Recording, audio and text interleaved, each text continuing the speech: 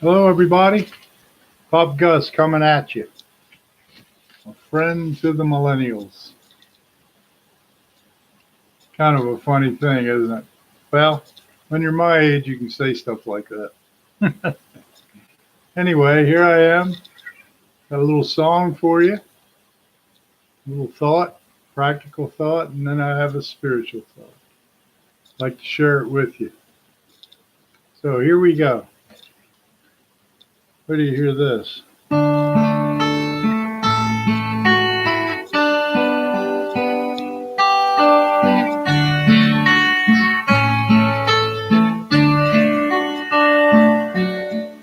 As the deer panted for the water, so my soul longeth after thee. You alone are my heart's desire, and I long to worship thee. As the deer panted for the water, so my soul longs after thee. You alone are my heart's desire, and I long to worship thee. You alone are my strength, my shield. To you alone may my spirit yield. Oh, you alone are my heart's desire, and I long to worship thee. I love you more than bread and butter. You're the apple of my eye. Oh, I love you more than any other. Only you can satisfy. You alone are my strength, my shield. To you alone may my spirit yield. Oh, you alone are my heart's desire, and I long to worship thee.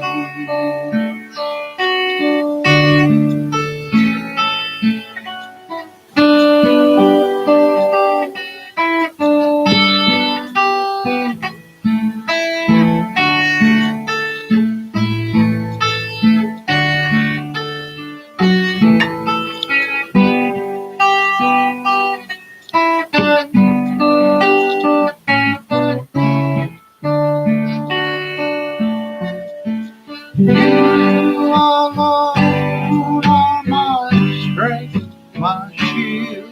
To you alone may my spirit yield. Oh, you alone are my heart's desire, and I long to worship thee.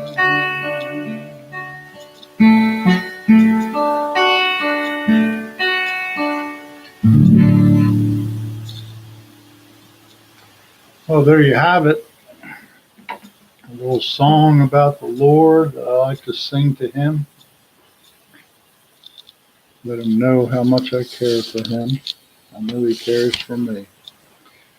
Anyway, I'd like to share something with you now, something along the practical side. I've heard it a lot of times from younger people that when I say thank you for something, they may be in McDonald's and I get a sandwich from them or a cup of coffee, and I'll say, thank you very much. And they go, no problem. I don't know why, but that bothers me. You might say, oh, you old man, you. Well, you're right, I am old. But anyway, no problem to me sounds as though it has kind of a negative connotation to it. I'm the kind of guy that's used to, you're welcome. I'm glad to do it for you. No problem means like, well, could have been a problem, but no problem. I just kind of take it the wrong way. So I want to encourage y'all. When somebody says thank you very much, there's a certain grace involved here that says you're welcome. I'm glad to do it. You're important to me, and I'm glad to do it for you. So you are welcome. Just think about that. I know. Maybe a small thing. Maybe something you're not interested in doing, but it does kind of peeve me. And so I thought I'd just lay that out there. And so you're welcome. I'm glad to do it for you. Anyway, now here's another thing, table manners. I know maybe you weren't taught much as a youth about table manners. Maybe you were. I know my parents were sticklers, especially my father. If I'd be leaning on the table like this, he'd go, be careful. I'd say, what? He goes, if you slip, you could hurt your chin. And then I'd know, oh my gosh, I got my elbow on the table. And I knew to pull it off. So that's one thing. Don't put your elbows on the table. It makes you look uninterested in what's going on. And that's not good. Especially if you're out to eat or if you're at somebody's house, try to remember elbows off the table. Okay? And also when you eat, wish I could show you how to hold the fork. But there is a certain way to hold the fork.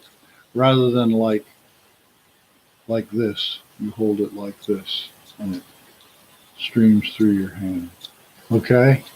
So you can probably look that up in table manners or something like that. But it shows good upbringing if you keep your elbows off the table. If you know how to set the table with the forks to one side and the knife and the spoons to the other side and the small fork on the outside, and you work in salad, main course, knife, spoons.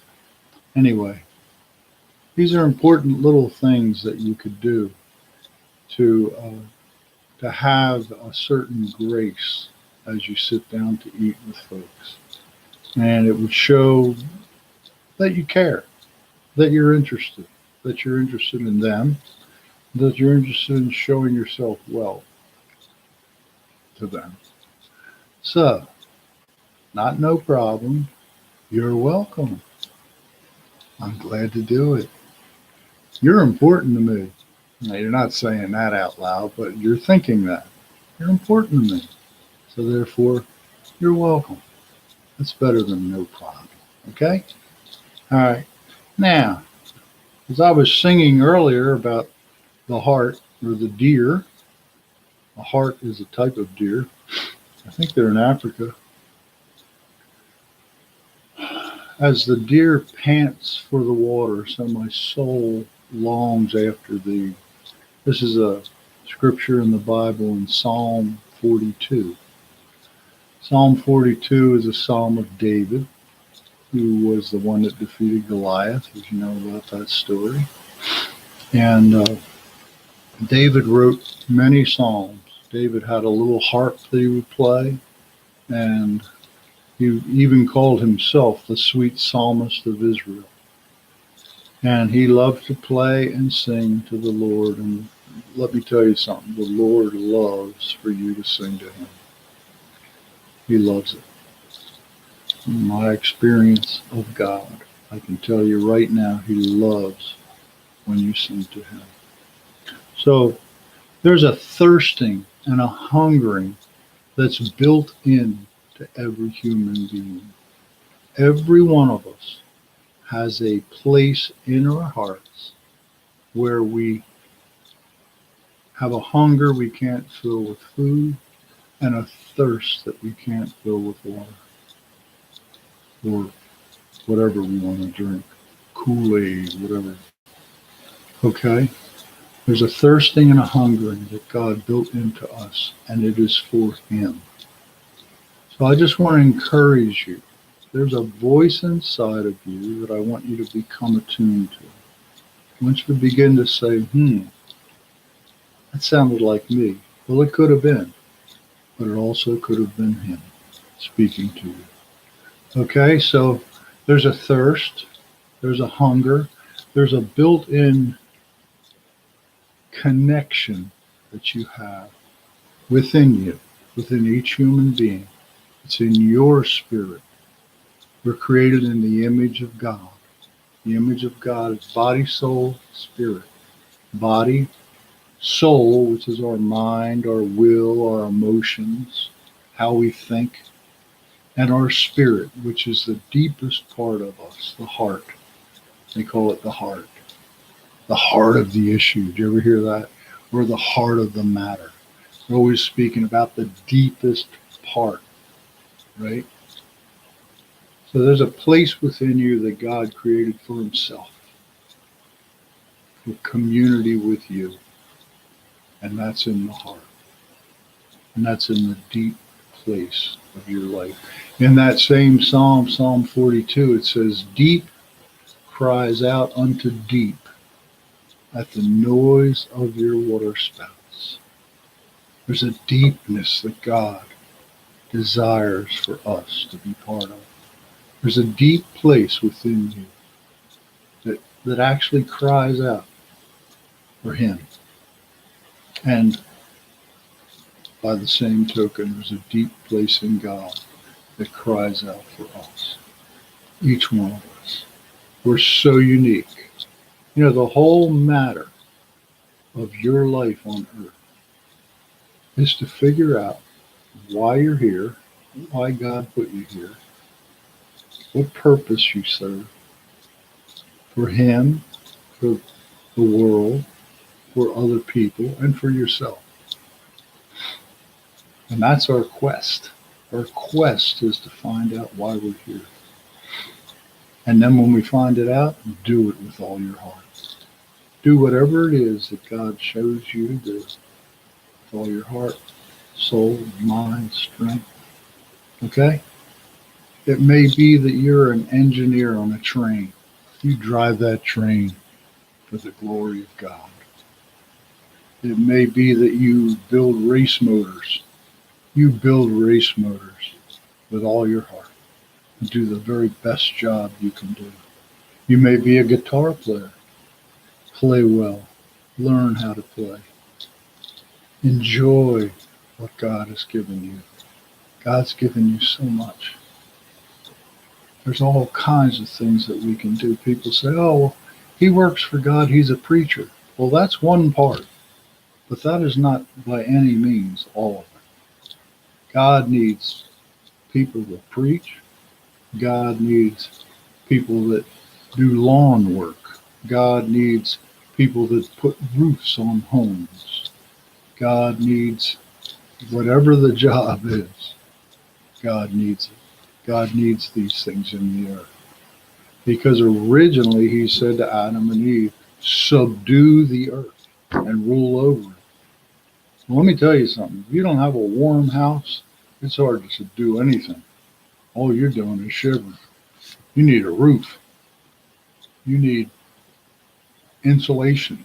You need walls. You need whatever. You may be a plumber.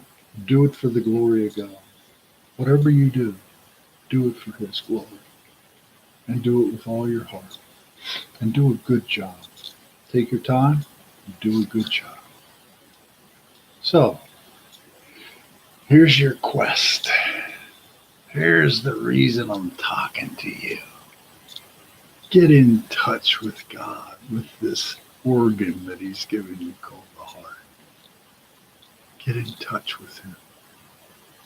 Oh, you'll be so glad you did. And don't be surprised if the voice that you hear sounds kind of like your own voice. Because sometimes that's the way it sounds. Maybe you're so used to hearing your voice that it sounds like that. In any case, it's hard to describe how God speaks because he speaks differently. He may speak audibly just like I'm talking to you now, but he also may speak in a sense that you get, a feeling that you get. You may be thinking about making a decision. Okay, gee, should I rent this house or not? Should I rent another house? And there's a decision time. And you may say, Lord, can you help me with this one? And you listen, and he will help you, and he'll guide you. He may show you something very practical, like the house is too far from your job. He may show you something very, very simple and very direct. God is like that. God's very meaningful. Anything he does, it has purpose, it has meaning. He knows how to do that. I mean, look at what he's done. Look at every tree. Look at the leaves that come out in the spring and begin to take the life into them from the sun. I mean, it's just amazing creation. Creation is amazing, and you're the most amazing creation he ever created. Don't ever let anybody tell you that you're an animal. You're not. You are the pinnacle of God's creation. A human being was the last thing he created, and he put it all into us because he loves us and he wants to talk to us and wants to commune with us. So anyway, I hope this helped you. I hope you can hear what I'm saying and get the meat of what I'm saying to you and understand. If you have any questions, just ask. Just hit the buttons however you do it. I don't even know. Anyway, it's been great talking to you, and I hope to see you again next time. Bye now.